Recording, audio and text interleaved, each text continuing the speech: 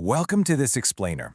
Okay, today we're going to completely shift your mental model of what a CPAP machine actually is and how it works. If you or someone you care about uses one of these devices, you've probably got a pretty specific idea of what it does. But we're going to tear that assumption down to its core physics and build up a much more empowered, fascinating way to look at your sleep.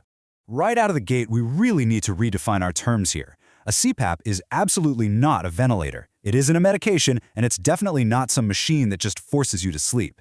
It is, quite simply, a structural support system. Imagine a covered lane in an old city bazaar. That lane only stays usable because the physical structure actually holds its shape, right? If the wooden beams weaken, the roof sags, the passage narrows, and movement becomes basically impossible. Well, CPAP works by acting as an invisible air splint. It provides that exact same structural support so your airway doesn't turn into a bottleneck during the night. So here's our quick roadmap for this explainer. We'll hit the core misconception, dive into the physics of the airway, map out the chain of success, figure out how to diagnose breakdowns, and finally, look at a total paradigm shift. All right, let's jump right into part one, the core misconception, redefining the machine. You see, the super common and frankly kind of frustrating assumption is that a CPAP just blows more air at you. But the actual biological reality and the scientifically grounded goal is geometric stability. The goal isn't just bombarding your lungs with oxygen. The goal is actually stabilizing the tissue of your throat so it doesn't cave in. Stability is literally the entire game here. Moving on to part two, the physics of the airway and structural support. When you fall asleep, the muscles that hold your throat open actively relax, and for some folks, that relaxation allows the airway to partially or even completely squash shut. Think about trying to blow through a flimsy plastic straw. If it's perfectly open, air moves easily. But if you pinch it in the middle, flow becomes incredibly difficult, no matter how hard you try to suck air in. The problem isn't a lack of air in the room, right? The problem is that the straw is collapsed. And that brings us to our second irreducible truth. CPAP changes the geometry of the airway before it changes anything else. Imagine stacking heavy books on a soft, fluffy cushion. Those books are going to sink unevenly, right?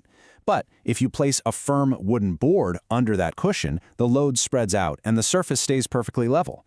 A CPAP is basically that invisible firm board. It provides a really subtle, supportive shape so the passage remains geometrically open.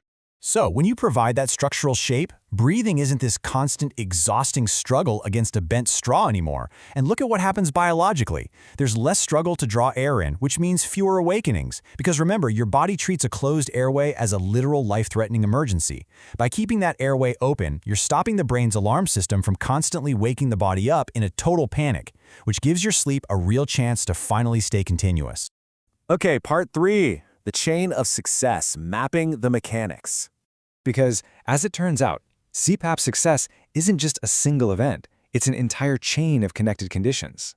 First off, pressure must be generated by the machine. Second, that pressure has to actually reach the airway. Third, the airway must receive enough of that support to stay open. And fourth, the whole setup must be comfortable enough that sleep continuity is maintained. If literally any single link in this chain breaks, the whole therapy can feel like a complete failure, even if you're diligently using the machine every single night. Which leads us perfectly into section 4, diagnosing breakdowns, or why that chain breaks. So the really crucial point we need to hammer home is this statement right here. A device can be functioning perfectly mechanically, while the therapy is totally failing biologically. Just because the machine is turned on, humming away, and blowing air does not automatically mean your airway is actually staying open. I mean, a spinning fan doesn't cool a room if the window's wide open, right? Good pressure can so easily be ruined by bad delivery. If you've got a mask leak or a mouth leak during that delivery stage, the pressure just never fully reaches your airway. It's exactly like trying to water your garden with a hose that's full of holes. The water pressure at the faucet might be absolutely fantastic, but if it all leaks out onto the pavement, your plants are still going to die of thirst. And just to make things a bit more complex, your airway isn't some static metal pipe. It's a living, dynamic structure. Variables are changing moment to moment. Your muscle tone changes depending on your sleep depth. Your tissue shape shifts based on your body position. Think of reinforcing a chair with a weak leg. A little bit of glue might hold fine if a child sits on it, but if a heavy adult sits down, that same reinforcement is going to fail. The pressure from your CPAP has to constantly match the shifting vulnerability of your airway all night long. Now this brings us to a massively, and I mean massively overlooked truth. Comfort is literally a gate through which stability has to pass. Mask fit and nasal comfort are not just luxury side issues. If your mask is way too tight or the air is freezing cold, your brain notices. It triggers micro-awakenings just to deal with the annoyance. And since the entire biological goal of a CPAP is to stop your brain from waking up, an uncomfortable setup literally defeats the whole purpose of the therapy. All right, final section, part 5, the paradigm shift, fixing the system. Going forward, we're going to change the questions we ask. Instead of just passively wondering, hey, do I feel air blowing? I want you to become an active troubleshooter. I want you to ask, is my airway receiving stable support throughout the parts of the night when collapse is actually most likely? That simple little shift changes you from a passive machine user right into the master of your own biological sleep system. Because this is the big identity change we promised at the start. Treatment is not that little plastic box sitting on your nightstand. Treatment is the holistic system that the box creates. When you start seeing your CPAP as this really delicate balance between structural support and biological resistance, the mystery completely vanishes. You stop being frustrated at a machine, and you finally start optimizing a system. Listen, if you take away literally just one sentence from this whole explainer, let it be this one.